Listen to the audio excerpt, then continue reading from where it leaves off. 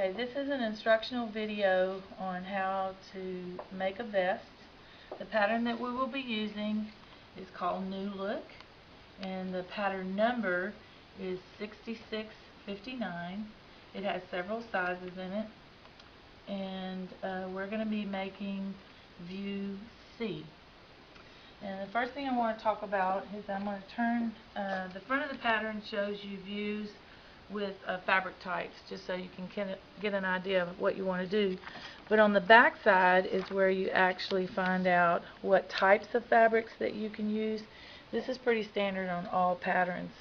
The notions that you will need and the yards of fabric that you would need to buy, depending on the size.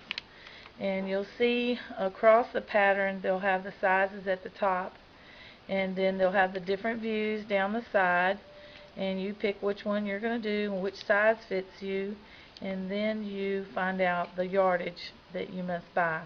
When you're making a vest, don't forget you do need to buy a separate piece of lining. You can self-line it with the same fabric, or preferably use a fabric that's kind of shiny and slippery. The vest goes on easier. Okay, the first thing I want to tell you is that when you're using a pattern that's already been used before, pretty much your pattern pieces are going to look like this. They've already been used and kind of folded up real tight, put back in. So the first thing you want to do is take your pattern pieces that are all wrinkled, take them to the ironing board and lightly iron them out so that you don't have any wrinkles. If you don't do that, there's a good chance you're going to skew your garment and it won't hang right. If you pick out a piece of fabric and you want to always rinse it and dry it to remove added chemicals that they put in the fabric, you always want to rinse it and dry it, and if it comes out real wrinkled and it's not supposed to be, then you want to make sure you iron that as well before you put the pieces on. You put your fabric on grain before you lay it down.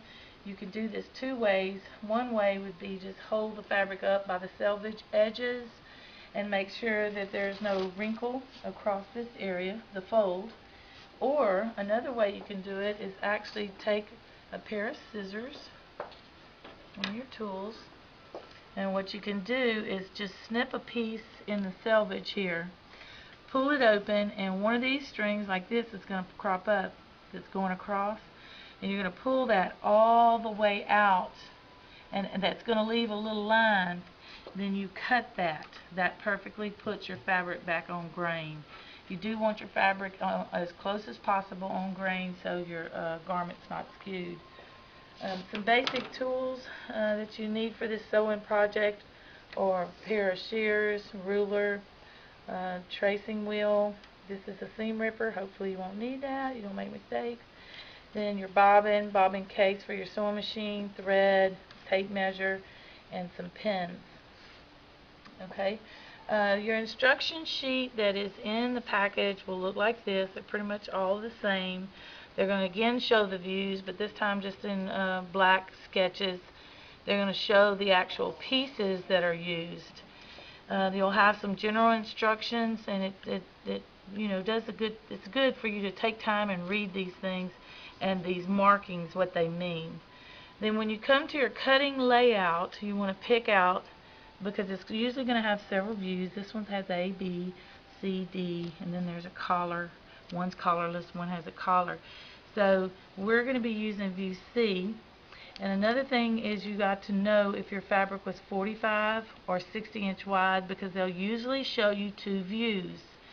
And if you use a different view from the size fabric you bought, sometimes you'll mess yourself up and you'll have to go buy more fabric.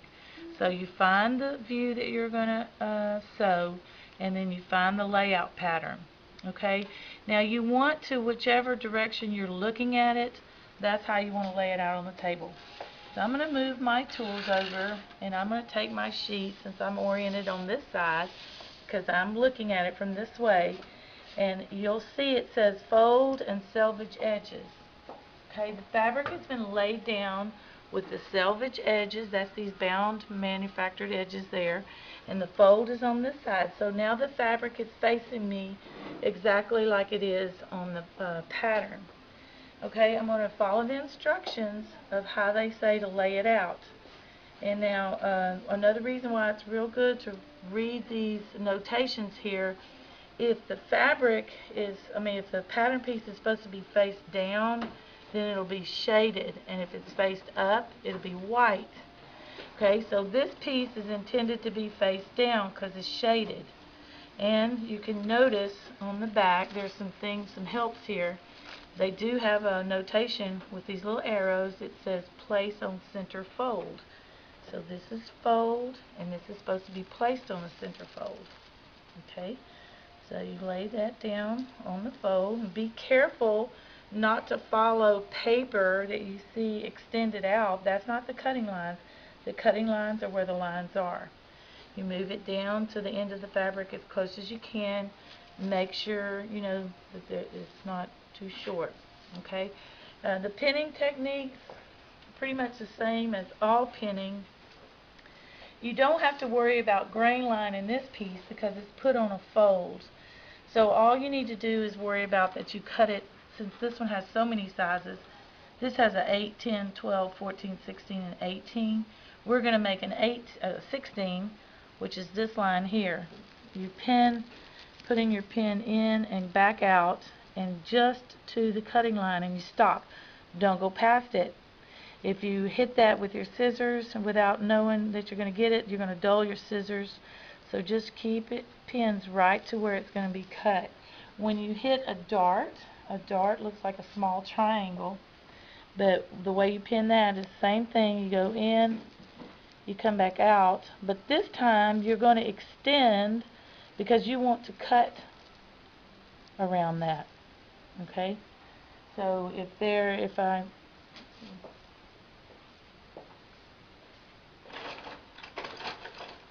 don't think you'll be able to see this, but you got to pretend that you see this, okay, which is a dart.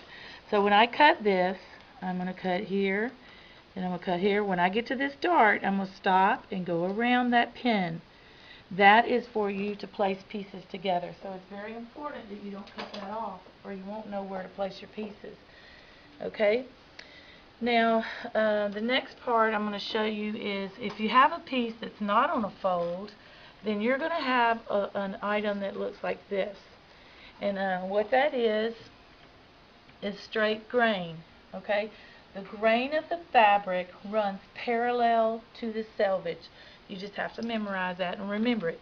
This is your selvage, so that means your grain runs this way. In order to make sure that because you can't eyeball this, you have to make sure it's exact. What you do is you take this line, you put your tape measure there, you go to the end of the selvage, and the very end is 5 1/2 on this one. Now I go here, and it's 5 1/8. Okay, so what you got to do is move it till you get it the same. So you measure it again. Okay, now I'm going to move this side, and you'll have to play with it a little bit. Okay, now that's 5 1/2, and that's 5 1/2. Okay, once they're the same, before you start pinning all around, you go ahead and place your pins over this grain mark. And that's so if you get to moving, you know, it doesn't move on you. And then you go ahead and finish the rest of your pinning. And now I'm going to talk to you about tracing and markings, but I'm going to tell you that some people do them differently. Some people will make their tracings before they actually cut it out. Some people will cut their fabric piece out and then make their tracings. It's just your personal preference. I'm going to pretend that this is a piece of tracing paper. As you can see here, we've got some buttonholes that are marked. If this was real tracing paper, I would put this under here, and then I would trace with a tracing wheel to make the mark. Okay, now you're going to need on this particular piece four pieces cut out of the fabric. If you don't want to make those markings 4 times, then what you do, right now we're fixing to cut out 2 of the 4, you would cut it all the way out, then you would make your tracings, and you would pick up the fabric, all the fabric up, put that under there, lay a piece of fabric down, put that there. Then you make your tracings, and that way it'll make 2 tracings at one time. Okay, so you may want to, if you only have to trace it once, you may do it before you cut it out. But if you know you got to trace several pieces, like this one's 4, you may want to do, that after you actually cut it out. Okay, you lay out the rest of the pieces according to the pattern, and then you cut it all out, and then we will have video 2 as a follow-up.